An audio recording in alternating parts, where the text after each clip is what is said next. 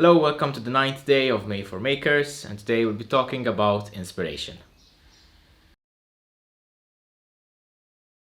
Every maker has their own brand of inspiration, their own source of inspiration, and for me, as I've said in the past, it is YouTube videos for the most part. I like to watch a lot of makers finish their projects and make their projects, and it really makes me want to come in my workshop and make something. I watch a lot of videos by Bob Claggett, Adam Savage, from Tested, Punish Probs, Bill and Brittany Doran, for example, and these kinds of people inspire me to, to start a project, especially ones that I never thought I could start and finish before. I also have a small number of maker books, books about making, and I don't have as many as I would like to have, but there's still a good sort of inspiration for me to see what other makers are up to, or at least how they got into their journey, how they started making, for example, and it motivates me to, to start those projects which I would have thought that I wouldn't be able to do in the past. Leatherworking was one such instance. It didn't stem off from books per se, it stemmed from my YouTube videos, but it was something that I never thought I could do before.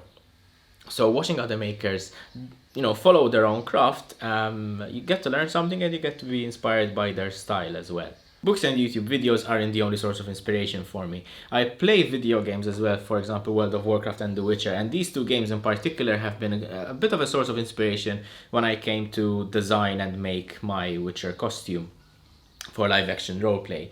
Leatherworking, when I'm making leatherworking projects for bits and pieces of my armor, I am heavily inspired by these kinds of games.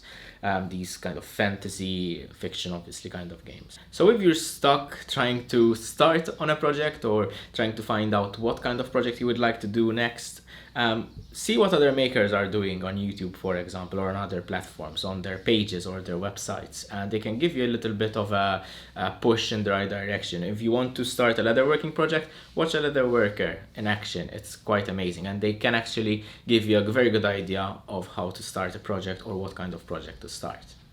Thank you very much for joining me for this day of May for Makers. I will see you tomorrow for the 10th day, and as always, stay safe and keep making.